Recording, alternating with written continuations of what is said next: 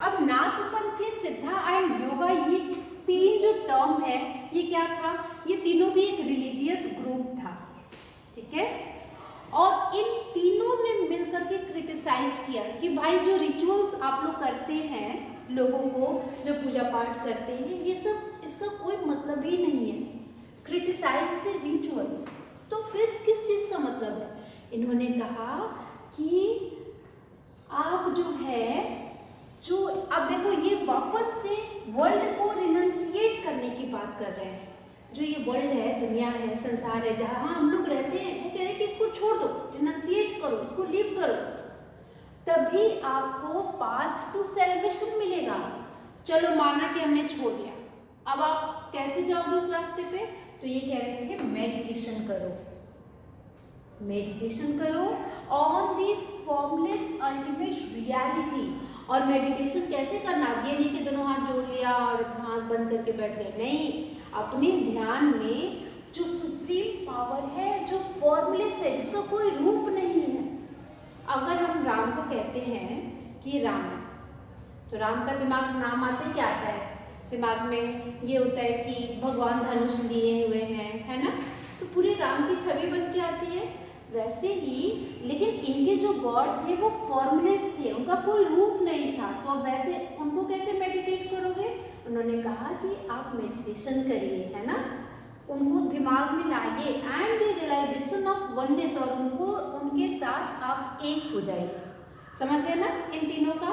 और ये कैसे कर पाओगे, जब आप योगासन करोगे, आपकी जो माइंड है, आपकी जो बॉडी है, वो पूरी की पूरी ट्रेंड होगी, ठीक है। तो पहले माइंड और बॉडी को ट्रेंड कर लो, फिर ध्यान करो, और ध्यान में उस जो फॉर्मलेस गॉड है उसके साथ एक हो जाओ, वननेस हो जाओ, तब जाके आप इस पूरी वर्ल्ड से रिनंसिएट कर पाओगे, अलग हो जाओगे, ठीक है। और उन्होंने किस चीज़ को रिजेक्ट किया था, क्रिटिसाइज द रिचुअल्स, कि ये सब पूजा पाठ वगैरह नहीं करना है। इस्लाम और सूफी में आपने पढ़ा ही था। अब अभी हम आपको एक बताते हैं new religious development in north India. North India में जो डेवलपमेंट हो रहा है रिलीजन में, धर्म में क्या डेवलपमेंट हो रहा है, हमारे नॉर्थ इंडिया में इस्लाम है, ब्राह्मणिकल हिंदुइज्म है, सूफीज्म है, समझ रहे हो ना, इस्लाम और सूफी, और भी अलग अलग भक्ति के अलग अलग ब्रांचेस हैं, नाथपंथी भी थे, सिद्धा भी थे, योगी भी थे, ये सब नॉर्थ इंडिया में काम कर रहे थे, भक्ति मूवमेंट चला रहे थे। और टाइम पीरियड क्या था, 13th सेंचुरी के बाद का, है ना। फिर इसमें आगे क्या है, अब इसमें है कि कुछ लोग कबीर को मानते हैं, कुछ बाबा गुरु नानक को मानते हैं, ठीक है, अलग अलग लोग हैं, अलग अलग सेंट्स को वो इन्फ्लुएंस्ड है, उनकी टीचिंग से इन्फ्लुएंस्ड है। अब सूरदास हो गए, कबीर हो गए, बाबा गुरु नानक हो गए, तुलसीदास हो गए, ये सारे नॉर्थ इंडिया के सेंट्स थे। तो इन सब की अपनी अपनी बात थी। तुलसीदास जी जब रामचरितमानस लिखे थे अवधि में, है ना, अवधि कहाँ की लैंग्वेज है, अवधि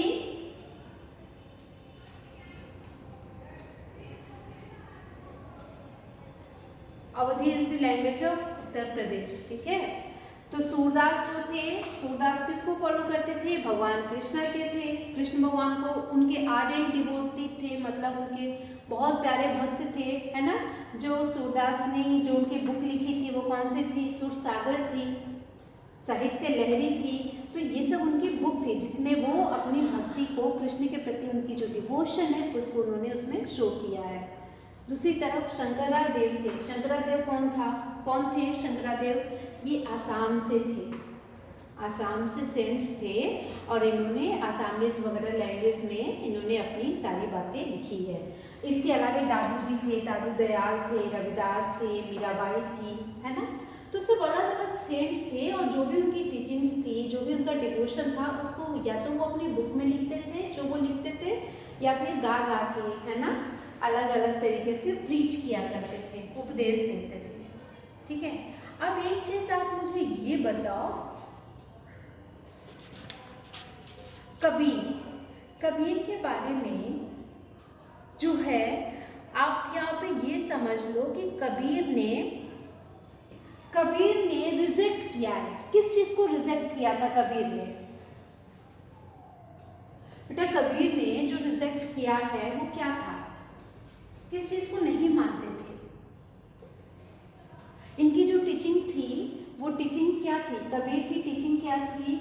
जितने भी मेजर रिलीजियस ट्रेडिशंस थे उसको उन्होंने रिजेक्ट किया, नहीं माना कि जो भी धर्म में अलग अलग धर्म के लोग अलग अलग बातें करते हैं, सब अलग अलग ट्रेडिशन चला रहा है, ये सब बंद करो।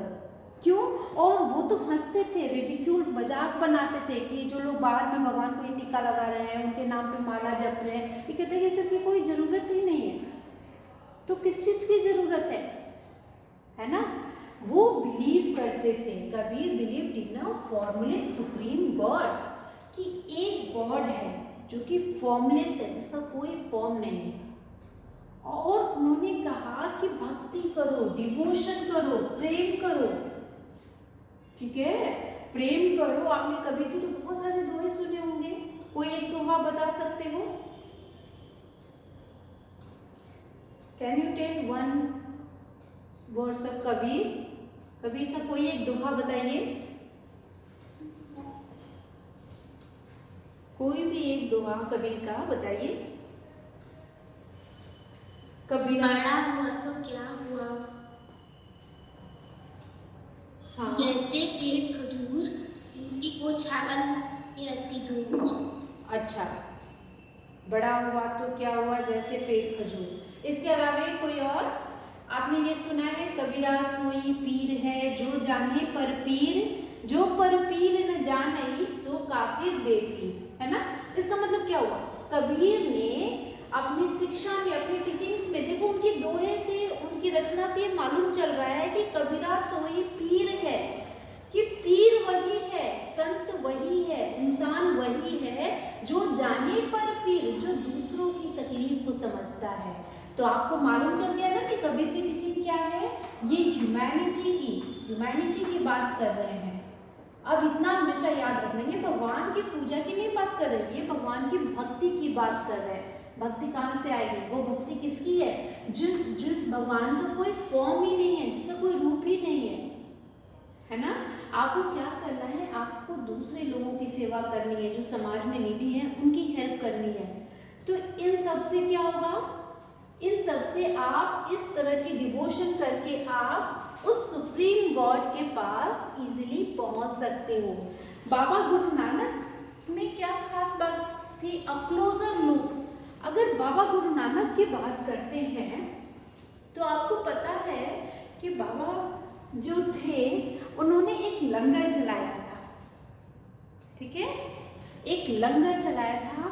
और वो लंगर जो है उनका कॉमन किचन था, मतलब कि जहाँ पे सब लोग जो थे, सभी कास्ट के लोग जाकर के वहाँ पर खाना खाते थे, है ना? तो बाबा गुरु नानक में उन्होंने किस चीज़ पे जोर दिया? उन्होंने कहा कि एक गॉड की पूजा करो, वर्शिप ओनली वन गॉड। ये नहीं कि अब ये भगवान 10 भगवान मत रखो, सिर्फ एक भगवान रखो, ठीक है? और दूसरी चीज़ उन्होंने क्या कही कि ये जो कास्ट है, अलग अलग कास्ट है, क्रीड है, जेंडर है, इन सब से ऊपर उठो। देखो उनकी टीचिंग में उन्होंने पहली बात कही थी वर्शिप वन गॉड। आप जितने भी कास्ट, क्रीड हैं, जेंडर है, इन सब से ऊपर उठिए। और फिर उन्होंने ये कहा था कि नाम, दान और इंसान, ये 3 टर्म आप याद रखना, नाम, दान एंड इंसान, ठीक है? ये जहाँ भी है आपकी बुक में मार्क करो, नाम, दान एंड इंसान, बहुत इंपॉर्टेंट लाइन है। नाम का मतलब क्या होता है कि जो गॉड है, ये देखो लिखा है ना, नाम जपना, कीर्त करना और बंद चखना, ठीक है? तो इसका मतलब क्या हुआ कि ईश्वर का नाम जपो, उनसे कनेक्ट रहो, उनको याद करते रहो। कीर्त करना मतलब उनका भजन करते रहो। बंद चखना मतलब क्या होता है? तो ये जो दान पुण्य करते रहो, ठीक है? तो इस तरह से उन्होंने जो है, ये देखो, he himself used the term नाम, दान एंड इंसान for the essence of his teaching, कि जो कुछ भी वो समझाए हैं उन सबको अगर कहा जाए कि वो किस बात पे जोर दे रहे हैं, तो यही तीनों चीज़ों पे। नाम मतलब ईश्वर का जप करना। दान मतलब डिवोशन, मतलब दान मतलब होता है कि आप कुछ क्या डिवोट करते हो, किसी दूसरे को नीडी की हेल्प कर रहे हो। इंसान मतलब होता है कि आपकी जो कंडक्ट है, आपका जो बिहेवियर है वो बहुत ही ज़्यादा प्योर होना चाहिए, तभी आप इंसान बनोगे। तो इंसान बनो, लोगों की हेल्प करो और ईश्वर को भी याद करते रहो। ये तीनों टीचिंग्स जो थी वो बाबा गुरु नानक की थी। इतना क्लियर हुआ? तो ये था आपका ओवरऑल चैप्टर। और उसके बाद मुझे क्लास आप ये बताइए कि मैं आपको कुछ टर्म्स देती हूँ, आप जरा मुझे आंसर करना। एंड दूसरी चीज़,